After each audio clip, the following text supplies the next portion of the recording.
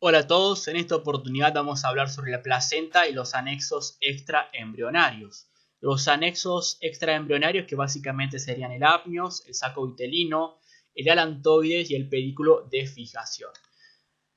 Vamos a empezar directamente con esta imagen, ¿sí? Nos vamos a poner primero que nada en contexto con esta imagen. En esta imagen vemos un corte sagital, ¿sí? Y en esta otra un corte sagital parcial, donde podemos ver las capas que conforman al útero durante el embarazo. ¿Está bien? Básicamente lo primero que tenemos que hacer es ponernos en contexto con esta imagen, ¿sí? ¿Qué tenemos acá? Tenemos lo que es la decidua basal. Acá tenemos una laguna sanguínea, ¿sí? Vamos a ver qué es. El corion velloso, que lo vemos por acá, que básicamente se denomina así porque está compuesto por varias vellosidades.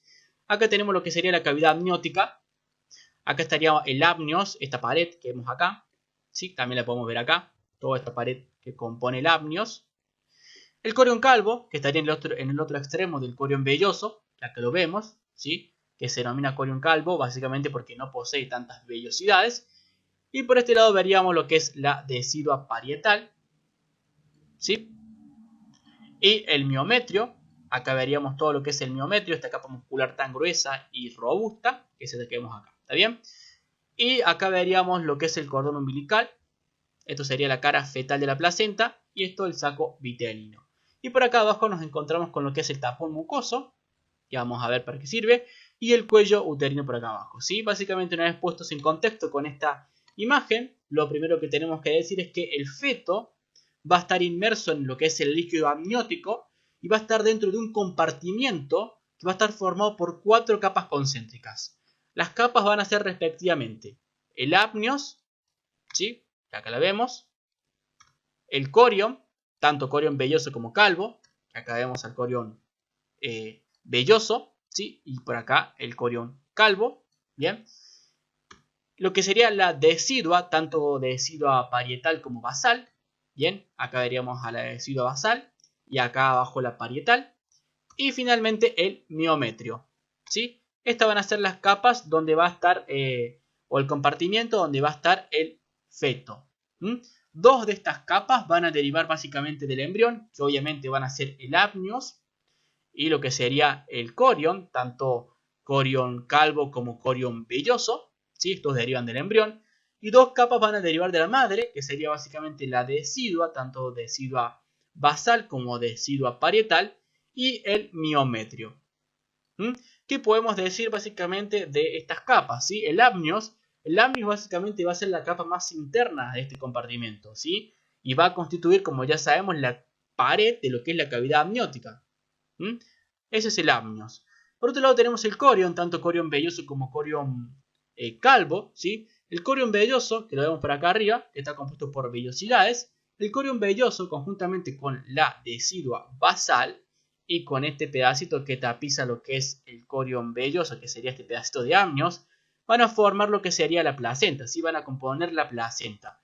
Por otro lado, el corion calvo, que lo vemos por acá abajo, ¿sí? En el otro extremo, este corion calvo, que se le decía así porque no poseía vellosidades, este corion calvo se va a conectar con lo que sería el amnios, ¿bien? Y conjuntamente van a formar una membrana que se va a denominar membrana amniocoriónica, ¿sí? Que ya vamos a ver una imagen de esto.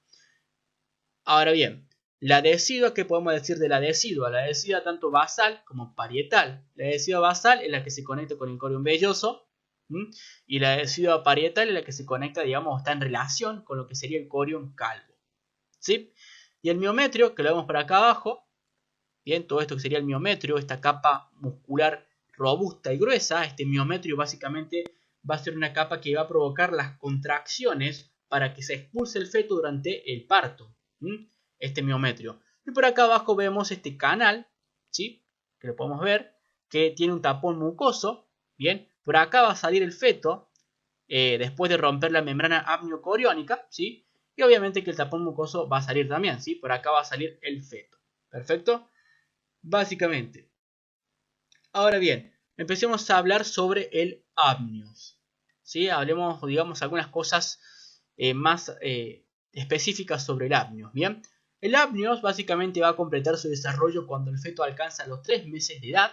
A este momento, o en este momento, el amnios va a presentar tres sectores, ¿sí? Un sector básicamente que va a estar o que va a formar la cubierta del cordón umbilical. Acá lo podemos ver al amnios formando la cubierta del cordón umbilical. Si ustedes saben, como habíamos visto anteriormente en la cuarta semana y quinta, el amnios formaba lo que es, digamos, una envoltura, lo que vendría a ser el conducto vitelino y el pedículo de fijación, formando lo que es el cordón umbilical primitivo. ¿Está bien? Por otro lado tenemos otro sector en el cual el amnios va a tapizar lo que vendría a ser la cara interna de la placenta, ¿sí? Acá lo vemos. El amnios está pisando la cara interna de la placenta. Y otro sector en el cual el amnios está en contacto con el corión calvo, formando lo que vendría a ser la membrana amniocoriónica, ¿sí? Esos tres sectores podemos destacar del amnios cuando termina o cuando alcanza su desarrollo a los 3 meses de edad. Ahora bien, si pasamos a ver esta otra imagen, bien, vamos a ver que esta imagen corresponde a tercera semana, esta corresponde a cuarta, esta corresponde a octava y esta corresponde a la semana 36, ¿sí? Por otro lado, esta imagen corresponde a la semana número 10 y esta imagen corresponde a la semana número 14.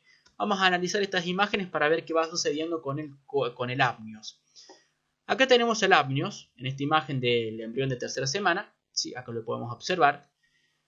Pero obviamente que acá estaría el disco trilaminar, ¿sí? El disco trilaminar formado por ectodermo, mesodermo intraembrionario y endodermo, ¿no? A medida que van pasando los días del desarrollo, ¿sí? El amnios va evolucionando, se va desarrollando, de manera que al seguir pasando los días del desarrollo, el amnios termina formando un anillo umbilical, ¿sí? En el cual básicamente envuelve a lo que vendría a ser el pedículo de fijación y el conducto vitelino, como le dije anteriormente, formando lo que es el cordón umbilical, ¿sí? De manera que este cordón umbilical va a tener un extremo que va a estar en contacto, digamos, con lo que vendría a ser la placenta, ¿sí? Y otro extremo con lo que vendría a ser el ombligo del propio feto, ¿no? Y acá va a haber un espacio, ¿sí? Una partecita donde el corión, la piel del embrión, ¿sí? Va a estar en contacto con el amnios, ¿sí? Va a decir, el amnios se va a continuar con la piel del feto, ¿sí? Va a haber un espacio donde el amnios se continúa con la piel del feto y esto se denomina unión aminoectodérmica, ¿está bien? ¿Qué más tenemos que decir de, básicamente, de este amnios? Bien, también lo que tenemos que decir es que al ir desarrollándose, ¿sí? El embrión y luego el feto, esta cavidad que vemos acá, que se denomina celoma extraembrionario, va a ir reduciéndose, ¿sí? Vemos que se va reduciendo a medida que van pasando los días, se va reduciendo la cavidad de manera que el amnios, que lo vemos acá en azul, bien, al ir reduciéndose esta cavidad, termina en contacto con lo que es el corión velloso que estaría a este nivel, y tanto amnios como corión velloso en contacto formarían lo que es la membrana amniocoriónica, ¿sí?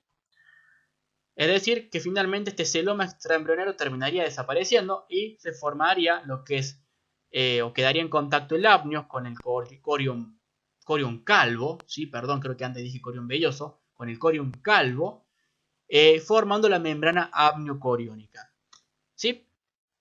En esta imagen también podemos ver lo mismo, básicamente un embrión de 10 semanas, ¿sí? Acá podemos ver al amnios y acá al corión calvo, ambos formando la membrana amniocoriónica, y acá vemos la decidua capsular y la decidua parietal, y esto que estaría acá sería la cavidad uterina.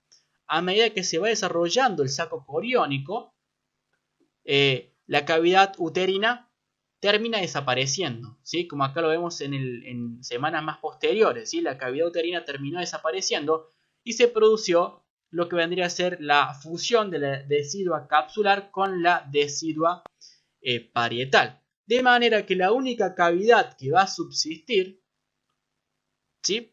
Va a ser la cavidad amniótica.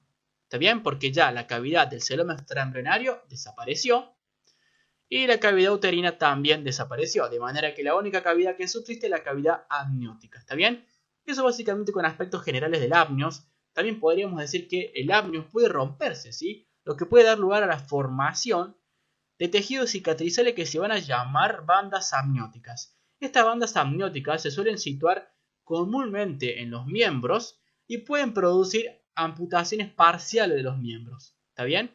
Eso como otro dato adicional. Ahora veamos el líquido amniótico, ¿sí? El líquido amniótico básicamente va a estar compuesto por agua, ¿sí? En un 98 al 99%. Va a tener iones, hidratos de carbono, proteínas y lípidos, células descamadas del amnios y células y pelos desprendidos de la piel fetal. Esta básicamente va a ser la composición de este líquido amniótico. En cuanto a su volumen, el volumen del líquido amniótico, tenemos que decir que va a aumentar a medida que progrese el embarazo. A los 8 meses, el volumen del líquido amniótico va a ser de aproximadamente 800 mililitros y en la época del nacimiento va a ser de unos 500 mililitros. Es decir, que disminuyó en este caso lo que sería el volumen del líquido amniótico desde los 8 meses hasta el nacimiento. ¿Está bien? En cuanto a su origen, el líquido amniótico se recambia constantemente, ¿sí? Inicialmente va a ser secretado por las células del amnios, pero también van a participar lo que son los riñones fetales, ¿sí? Estos riñones fetales que durante los últimos meses del embarazo van a producir unos 500 mililitros de orina por día, ¿está bien? Por otro lado, también va a participar lo que es la sangre materna de la red lacunar de la placenta y los capilares de la adhesiva basal, también van a aportar lo que vendría a ser líquido amniótico. Y también, muy mínimamente, los pulmones fetales. ¿Cuál va a ser el destino que va a tener este líquido amniótico? ¿Sí? El destino o la vía principal de escape de este líquido amniótico es el propio feto. El propio feto va a deglutir unos 500 mililitros de líquido amniótico por día. ¿Sí? Básicamente este líquido amniótico va a ser absorbido en el intestino fetal y va a llegar con la sangre a los capilares de las vellosidades coriónicas. Desde aquí va a pasar o se va a transferir a la sangre materna de la red lacunar. ¿Está bien? Ese básicamente sería el destino de lo que vendría a ser el líquido amniótico. Ahora bien, por otro lado, ¿cuáles serían las funciones del líquido amniótico? Las funciones del líquido amniótico podemos decir que van a ser permitir al feto desarrollarse sin deformaciones, también cumple una función de impedir que el feto se adhiera al amnios, ¿sí? También le provee una temperatura adecuada al feto, amortigua los golpes, ¿sí? Y absorbe presiones derivadas de las contracciones uterinas del parto. Básicamente esas serían las funciones del líquido amniótico, que como vemos básicamente es una función más que nada de protección, ¿sí? Al feto, ¿está bien? Ahora bien, también tenemos que ver qué pasa en condiciones patológicas, ¿sí? Tenemos básicamente condiciones de oligoamnios. Esto quiere decir que el volumen del líquido amniótico es escaso, ¿sí?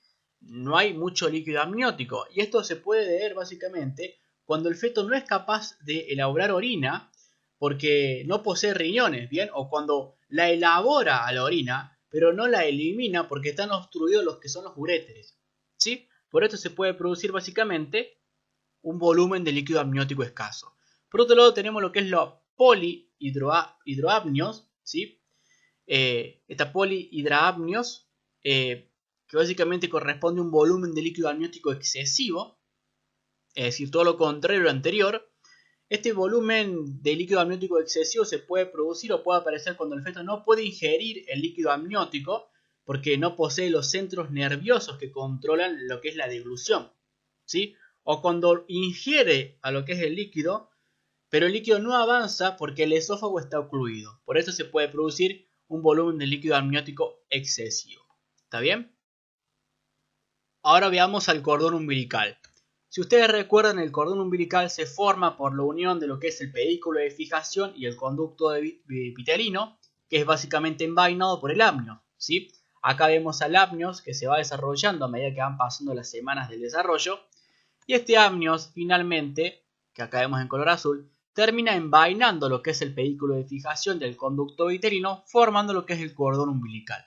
Lo que ustedes también tienen que destacar es este celoma extraembrionario. Este celoma extraembrionario, se va a continuar en el cordón umbilical y va a formar lo que es el celoma umbilical. ¿Está bien? De manera que si pasamos a ver un corte transversal del cordón umbilical, nos encontraríamos con esta imagen. En esta imagen podemos observar al cordón umbilical de cuarta semana formándose, a lo que sería el cordón en la 8ª semana, esta imagen, y a lo que sería ya formado bien al final, digamos, o cuando concluye la gestación, que acá lo vemos, ¿sí? En esta imagen. En esta imagen podemos ver básicamente a lo que es el apnios acá en azul, a las venas viterinas por acá, las arterias viterinas por acá, al conducto viterino por acá, lo que es el celoma umbilical, ¿sí? Que era esa continuación del celoma extraembrionario, aquí lo podemos ver. Acá tendríamos a lo que es la vena umbilical, ¿sí? Las venas umbilicales, las arterias umbilicales y acá la alantoides. A medida que van pasando los días del desarrollo, va cambiando esta disposición de estas estructuras de manera que nos termina quedando este celoma umbilical de esta manera. Acá estaría lo que es el asa intestinal. Nos queda la vena umbilical, ¿sí? Nos queda el alantoides que se va haciendo más pequeño. Nos quedan las arterias umbilicales y el mesodermo del pedículo de fijación, que acá lo vemos en verde. ¿Está bien? Cuando concluye la gestación, el cordón umbilical básicamente va a terminar midiendo entre 50 y 60 centímetros de longitud y unos 2 centímetros de diámetro. El cordón o este cordón umbilical vamos a ver que va a ser atravesado por vasos sanguíneos, en el cual vamos a encontrar una vena umbilical y 2 arterias umbilicales. ¿Está bien? Y rodeando a estas vasos sanguíneos vamos a encontrar un tejido conectivo que es mucoso, ¿sí? Que se va a denominar gelatina de Wharton, ¿sí? Esta gelatina de Wharton va a ser formada por lo que es el mesodermo del pedículo de fijación. ¿Está bien? Esta gelatina de Wharton que veríamos acá todo en verde. Y acá lo que podemos observar son los restos del alantoides. Y obviamente lo que vemos por acá sería el apnio, ¿sí? Acá en azul. Básicamente ustedes, si tienen histología, van a ver al preparado de cordón umbilical, que es obviamente muy fácil de reconocer, ¿sí? Y esto básicamente fue así muy por arriba de cómo se forma, ¿sí? El cordón umbilical, cómo básicamente está compuesto el cordón umbilical. El pedículo de fijación. ¿Qué podemos decir del pedículo de fijación? El pedículo de fijación básicamente va a contener vasos umbilicales, 2 arterias y 2 venas y la alantoides. Si nos remitimos a la imagen anterior, acá podemos ver el pedículo de fijación, ¿sí? Básicamente compuesto por 2 venas umbilicales, 2 arterias umbilicales y la alantoides.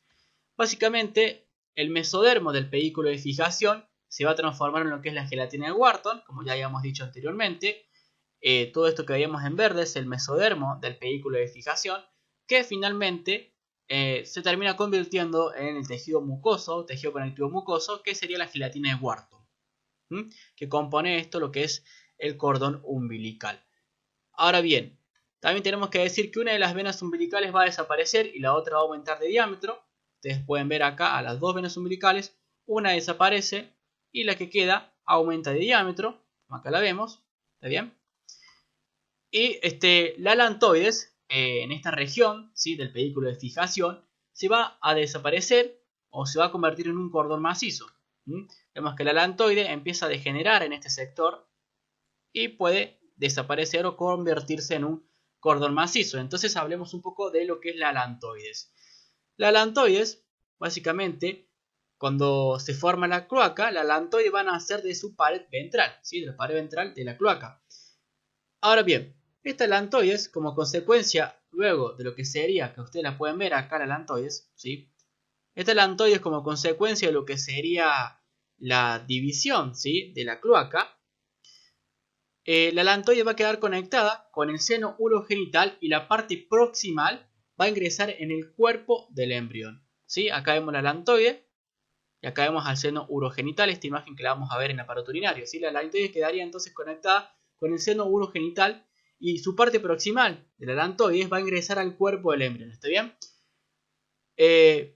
Por otro lado, vamos a tener básicamente que esta porción, digamos, intraembrionaria de la alantoides va a conformar un tubo tendido entre el extremo cefálico del seno urogenital y el ombligo, y por lo tanto, luego esto se va a fibrosar más adelante y va a adquirir el nombre de uraco, como lo vemos acá, ¿sí? Básicamente, todas estas imágenes las vamos a ver básicamente cuando veamos aparato urinario, ¿sí? Pero acá les muestro, digamos, cómo se fibrosó esa porción, bien, esa porción intraembrionaria de la alantoides y formó lo que es el uraco. Por otro lado, la porción extraembrionaria, como ya habíamos visto anteriormente, la porción extraembrionaria del alantoides va a terminar, digamos, desapareciendo o se va a convertir en una cuerda maciza en lo que es la parte del cordón umbilical. ¿Está bien? Como acá lo podíamos ver. Eso básicamente con el alantoides. ¿Cuál es la función del alantoides? Básicamente se desconocen las funciones del alantoides en los mamíferos, pero se cree que el alantoides induce a la formación de los vasos umbilicales en el mesodermo del pedículo de fijación. ¿Sí? Ahora veamos al saco vitelino. El saco vitelino, que si ustedes recuerdan en la tercera semana era esta estructura que veíamos acá. Este saco vitelino, que acá lo tenemos, estaba rodeado por lo que era el mesodermo extraembrionario esplánico. ¿Sí? A medida que iban pasando los días del desarrollo, en la cuarta semana del desarrollo, por consecuencia de los plegamientos, el saco vitelino reducía su tamaño y quedaba comunicado por medio del conducto vitelino con lo que era el intestino primitivo, ¿sí? El conducto vitelino se hace largo, bien, es muy largo, con lo cual en días posteriores, cuando se va desarrollando el embrión, el saco vitelino llega hasta lo que es la cavidad del saco coriónico y se localiza en un remanente del celoma extraembrionario atrapado entre el amnios y el corión velloso. Esto lo podemos ver tranquilamente en esta imagen. Acá vemos a lo que es el saco vitelino entre el amnios y el corión velloso. ¿Sí? Acá vemos otra imagen de este saco vitelino atrapado en un remanente del celoma extraembrionario entre el amnios y el corión velloso. Ahora bien, también tenemos que decir que durante la sexta semana del desarrollo, el conducto vitelino se va a desprender del intestino medio y va a degenerar sin dejar rastros, pero puede persistir, ¿sí?, como una apéndice del intestino que va a formar una malformación congénita que se va a denominar divertículo de Meckel. Que acá vemos una imagen del divertículo de Meckel, ¿sí?, simple.